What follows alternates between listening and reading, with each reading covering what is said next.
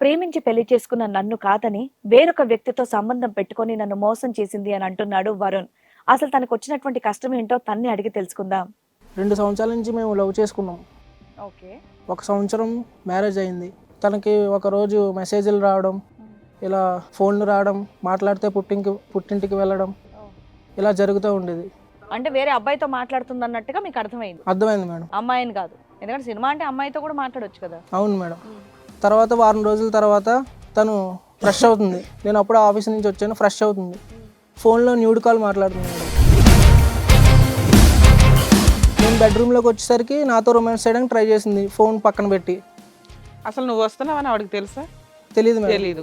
మరి అప్పుడు మీరు అడుగుంటారు ఎందుకు ఇట్లా ఉన్నావు అని. అడగలేదు మేడం, రొమాన్స్ చేయడానికి ట్రై చేసింది. ఎందుకున్నావు ఇంట్లో ఖాళీగా న్యూడ్గా ఉండాల్సిన అవసరం ఏముంది? ఫోన్లో మామూలుగా మాట్లాడుతున్నాను, రీల్స్ చేసుకుంటున్నాను అంది మేడం. న్యూడ్ వీడియోలు రీల్సా? ఆ రోజు ఇంకా అలా అయింది, ఏటయింది? రొమాన్స్ అయింది సార్. అయిందా? నువ్వు రెడీగా ఉన్నావు. ఇన్ని జరిగినా కూడా నువ్వు రొమాన్స్ చేసావా? తర్వాత తనకి ప్రెగ్నెన్సీ వచ్చింది సార్. 1 మంత్ తర్వాత ప్రెగ్నెన్సీ వచ్చింది. తను నాతో కూడా చెప్పకుండా అబోర్షన్ చేయించుకుంది. నీకేం కోపం రాలేదా? అసలు ఏంటి ఇది అని అడగాలని నీకేం అనిపించలేదు? అనిపించింది మేడం, ఏ రకంగా అడగాలని అనిపించింది. కానీ తర్వాత ఏం చేసావు? నాకు తమ్ముడు ఉండేవాడు మేడం, ఆయన కూడా మాతో పాటు ఉండేవాడు. తమ్ముడు మీ దగ్గరే ఉన్నాడా? తమ్ముడు మా దగ్గర ఉండి చదువుకునేవాడు సార్. ఒకరోజు కోపంతో తమ్ముడితో డిస్కషన్ చేశాను మేడం. అసలు తమ్ముడికి చెప్పకూడదు అనుకున్నాను, ఇలా మీ వదిన ఇలా చేస్తుందని. క్యారెక్టర్ పడిపోద్ది వదిన మీద అని ఎందుకు వచ్చింది? చెప్పకూడదు అనుకున్నాను, కానీ ఇంకా తమ్ముడితో డిస్కషన్ చేశాను మేడం. ఇంకెవరున్నారు నాకు, నా తమ్ముడే ఉన్నాడు. చెప్పు, నన్ను ఏం షేర్ చేసుకున్నావు? ఇలా మొత్తం చెప్పాను సార్ నేను ఫస్ట్ నుంచి. దానికి అతని రియాక్షన్ ఏంటి? తన రియాక్షన్ ఏం లేదు సార్, నార్మల్గా ఇలా చేస్తుందా అలా చేస్తుందా అని అన్నాడు తప్ప ఏం పెద్ద రియాక్ట్ అవ్వలేదు సార్. తను చంపాలనిపిస్తుంది, ఇంకా నాకు అంత కోపం వస్తుంది అని చెప్పాను మేడం తనతో. ఓకే. ఆ తర్వాత రోజు తనే నువ్వు నన్ను చంపాలనుకుంటున్నావు అని అడిగాను మేడం. ఈ అమ్మాయా? అక్కడ వెలిగిస్తే ఇక్కడ బాంబు ఇక్కడ పేలిందా? తెలిసింది ఎవరు? తెలిసింది మేడం. ఎవరు? మా తమ్ముడే మేడం. అక్కడ అయ్యో, నువ్వు తర్వాత వచ్చావు. నువ్వు ఆడు సీనియర్, నువ్వు జూనియర్. అదే సార్, న్యాయం కోసం వచ్చాను సార్. ఏం న్యాయం కావాలి? నువ్వు ఎలాంటాడు అంటే ముక్కు ఎక్కడ ఉందిరా బాబు అంటే ఇలా చుట్టాడు అంటాడు ఎవడో, అలా ఉంది. సరే, ఇప్పుడు తెలిసిన తర్వాత మీ తమ్ముడు చెంప పగల కొట్టావా ఏంట్రా? తల్లి లాంటి వదినతో ఇట్లాంటి రిలేషన్ ఏంటి? నిన్ను నమ్మి ఇంట్లో పెట్టి అన్నం వండి తినిపిస్తుంటే నీకు ఈ అధవేషాలు ఎందుకు వచ్చి నేను అడిగావా? అడిగాను మేడం. ఏమంటున్నాడు? తల్లి వదిన వదినే అన్నాడు. అంతేనా? అంతే మేడం. అమ్మాయి ఇష్టపడింది, నేను ఇష్టపడ్డాను. అమ్మాయా? అమ్మాయా? ఎవరావిడ? అవునండి, అన్ని భార్య. మా అన్నీ ఏం చేయలేదా చిన్నప్పటి నుండి? చిన్నప్పుడు సంగతి వేర్రా బాబు. ఈ అమ్మాయి ఎవరో చెప్పు. ఈవిడ అమ్మాయి అని పిలుస్తావా? అమ్మాయిని పిలుస్తున్నావు అంటే కనుక మీ బ్రదర్ కంటే నీకు సీనియారిటీ ఉందేమో ఈ అమ్మాయి విషయంలో.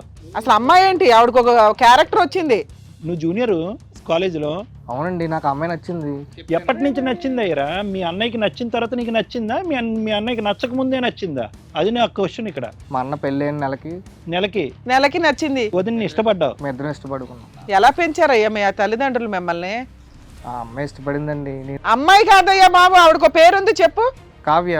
కావ్య పేరు అడగట్లా. అమ్మా, ఏమవుతుంది నీకు ఆవిడ? ఆ మాట అన్నవా? అసలు నోటేమిటి అనట్లేదు చూడండి. రావట్లేదే ఆ మాట.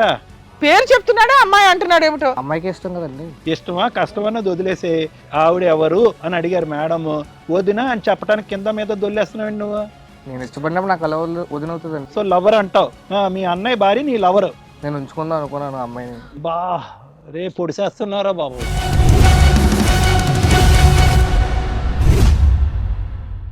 నమస్తే, ఇది కథ కాదు జీవితం కార్యక్రమానికి స్వాగతం. మరి ఈ కార్యక్రమంలో మనతో పాటు ఉన్నారు ప్రముఖ హైకోర్టు అడ్వకేట్ రమ్యాకుల గారు. నమస్తే మేడం. నమస్తే. ప్రముఖ సైకియాట్రిస్ట్ డాక్టర్ కళ్యాణ్ చక్రవర్తి గారు. నమస్తే సార్. వరుణ్ అనే వ్యక్తి ఒక చిన్న సమస్యతో ఇక్కడి వరకు వచ్చారండి. ఎలాంటి న్యాయం కావాలని కోరుకుంటున్నాడో అతన్ని అడిగి తెలుసుకుందాం. నమస్తే అండి వరుణ్ గారు. నమస్తే మేడం. ఎక్కడి నుంచి వస్తున్నారు? Film Nagar madam. Film Nagar నుంచి వస్తున్నారు, చెప్పండి. మేము గుంటూరులో ఉండేవాళ్ళం. 2 సంవత్సరాల నుంచి మేము లవ్ చేసుకున్నాం. ఓకే. 1 సంవత్సరం మ్యారేజ్ అయింది. Okay, 2 years love. సో సంవత్సరం క్రితం పెళ్లి చేసుకున్నాం. మా లైఫ్ బాగానే ఉండేది. సంవత్సరం నుంచి అలా బాగానే ఉండేది. కానీ తనకి ఒకరోజు మెసేజ్లు రావడం, ఇలా ఫోన్లు రావడం, మాట్లాడితే పుట్టింటికి వెళ్ళడం, ఇలా జరుగుతూ ఉండేది. ఇదేంటి మీ ఇద్దరు వర్కింగ్? తను మీకు ఎక్కడ పరిచయం? తను మా కాలేజ్ పరిచయం. ఓకే. తను వర్కింగ్ హౌస్ వైఫా? హౌస్ వైఫే. సో మీరు రెగ్యులర్ గా వర్క్ కి వెళ్ళేసి వస్తూ ఉంటారు, తనకి మాత్రం మెసేజెస్ ఇవన్నీ వస్తూ ఉన్నాయి. అవును. అయితే ఏం జరిగింది నెక్స్ట్? నాకు ఒక రోజు అనుమానం వచ్చింది మేడం. అనుమానం వచ్చిందని ఆఫీస్ నుంచి త్వరగా ఇంటికి వచ్చాను. ఇంటికి వచ్చినప్పుడు తన ఫోన్లో ఎవరితోనో మాట్లాడుతుంది. విన్నాను, ఇలా నవ్వులు, మూవీకి వెళ్దాం అది ఇది అని మాట్లాడుతున్నారు. విన్నాను. విని ఆ రోజు ఇంకా సైలెంట్గా అన్నం తిని పడుకున్నాను. ఇంకా విని ఎవరైనా అడగొచ్చు కదా, తప్పేముంది? లేదు, అడగలేదు మేడం. మొత్తం తెలుస్తుందని, ఇంకా ఎవరని తెలుస్తుందని అడగలేదు ఆ రోజు. తర్వాత అంటే వేరే అబ్బాయితో మాట్లాడుతుంది అన్నట్టుగా మీకు అర్థమైంది. అర్థమైంది మేడం. అమ్మాయిని కాదు, అవును. ఎందుకంటే సినిమా అంటే అమ్మాయితో కూడా మాట్లాడొచ్చు కదా. అవును మేడం. తర్వాత వారం రోజుల తర్వాత తను ఫ్రెష్ అవుతుంది. నేను అప్పుడు ఆఫీస్ నుంచి వచ్చాను, ఫ్రెష్ అవుతుంది. ఫోన్లో న్యూడ్ కాల్ మాట్లాడుతుంది మేడం. Nude call. మీరు వచ్చిన విషయం ఆవిడకి తెలియదు, బట్ తెలియదు. న్యూడ్ కాల్లో ఉంది. న్యూడ్ కాల్ మాట్లాడుతుంది. నేను బెడ్రూమ్లోకి వచ్చేసరికి నాతో రొమాన్స్ చేయడానికి ట్రై చేసింది, ఫోన్ పక్కన పెట్టి. అసలు నువ్వు వస్తున్నావని ఆవిడకి తెలుసా? తెలియదు మేడం. తెలీదు. మరి అప్పుడు మీరు అడుగుంటారు ఎందుకు ఇట్లా ఉన్నావు అని. అడగలేదు మేడం. రొమాన్స్ చేయడానికి ట్రై చేసింది. ఎందుకున్నావు ఇంట్లో ఖాళీగా న్యూడ్గా ఉండాల్సిన అవసరం ఏముంది? ఫోన్లో మామూలుగా మాట్లాడుతున్నాను, రీల్స్ చేసుకుంటున్నాను అంది మేడం. న్యూడ్ వీడియోలు రీల్సా? ఇంకా నేను బట్టలు వేసుకొని చేయమని విడ్డూరంగా ఉంది. కాదయ్యా, ఇంట్లోకి అమ్మాయి వస్తే అసలు బట్టలు లేకుండా ఎందుకున్నావు అంటే న్యూడ్ వీడియోలు చేస్తున్నానంటే చెంప పగల కొడతాం. సరే, తర్వాత అది వదిలేసి అక్కడికి వదిలేసి నీతో రొమాన్స్ చేయడానికి ట్రై చేసింది. ట్రై చేసింది మేడం. ఆ రోజు ఇంకా అలా అయింది. ఏటయింది? రొమాన్స్ అయింది సార్. అయ్యిందా? నువ్వు రెడీగా ఉన్నావు. ఇన్ని జరిగినా కూడా నువ్వు రొమాన్స్ చేసావా? సరే చెప్పు. తర్వాత తనకి ప్రెగ్నెన్సీ వచ్చింది సార్. 1 month తర్వాత ప్రెగ్నెన్సీ వచ్చింది. తను నాతో కూడా చెప్పకుండా అబోర్షన్ చేయించుకుంది. ఆ ప్రెగ్నెన్సీ వచ్చిన విషయం కూడా నాకు తెలియదు. ఇప్పుడు ఎలా తెలిసింది? ఇప్పుడు నార్మల్గా నేను తన ఫైల్స్ అవి చూశాను, హాస్పిటల్ ఫైల్స్ అవన్నీ చూడడంతో నాకు ఇంకా అనుమానం వచ్చింది. అడిగావా ఎందుకు అబార్షన్ చేయించుకున్నావు అని చెప్పేసి అడిగారా? అడగలేదు మేడం. ఎందుకు అడగలేదు? అడగలేదు. ఇంకా అడిగితే ఏమన్నా బాధపడ వెళ్ళామా లేకపోతే ఇంకొకటి ఏమన్నానా? అడిగితే బాధపడుతుందని తెలుసుకోవడానికి. అరే ఇంట్లో వాళ్ళకి ఏమైంది, ఎందుకు ఇలా చేస్తున్నారని అడగరా? 2 years నుంచి బాగా లవ్ చేశాను మేడం తను. ఏం చేసినా ఓకేనా? అప్పుడు బాధపడుతుందని అడగలేదు.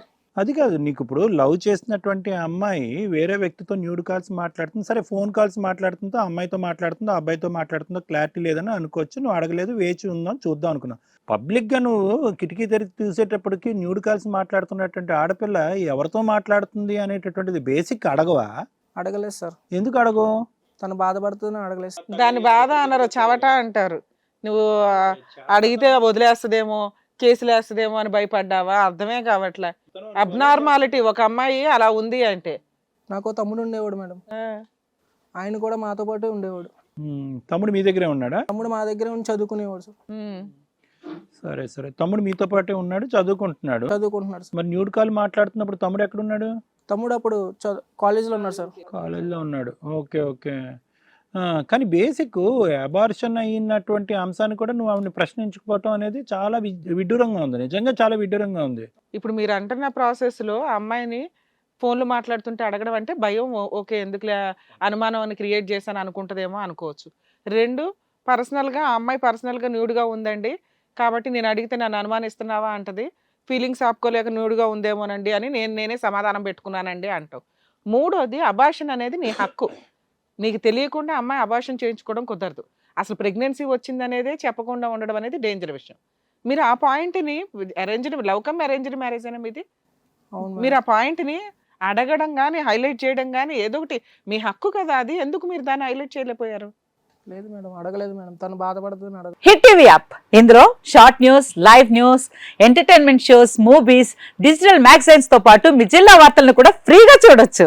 ఇంకెందుకు ఆలస్యం, వెంటనే హిట్ టీవీ యాప్ ని డౌన్లోడ్ చేసుకుని ఫ్రీగా ఎంటర్టైన్మెంట్ పొందండి. Hit TV app. Hit TV app. Please download hit TV app. Hit TV app ని ఫ్రీగా డౌన్లోడ్ చేసుకుని ఎంజాయ్ చేయండి. మీకు నచ్చిన ఎంటర్టైన్మెంట్ కోసం హిట్ టీవీ యాప్ ని ఫ్రీగా డౌన్లోడ్ చేసుకుని ఎంజాయ్ చేయండి. హిట్ టీవీ యాప్ ని డౌన్లోడ్ చేసుకుని ఆస్వాదించండి, ఆశీర్వదించండి. ఇంతమంది సెలబ్రిటీలు హిట్ టీవీ యాప్ ని డౌన్లోడ్ చేసుకోండి అని చెప్తున్నారంటే ఎంత మంచి యాప్ ఆలోచించండి. అమెరికా అమెరికా అమెరికా అమెరికాలో చదవాలనుకునే వాళ్ళకి విశ్వసనీయమైన పేరు మన శౌర్య కన్సల్టెన్సీ. UK లో 1 year masters, UK లో 1 year masters, 2 years work permit up to 5 years visa. Contact Saurya Consultancy. Contact 89851 89851.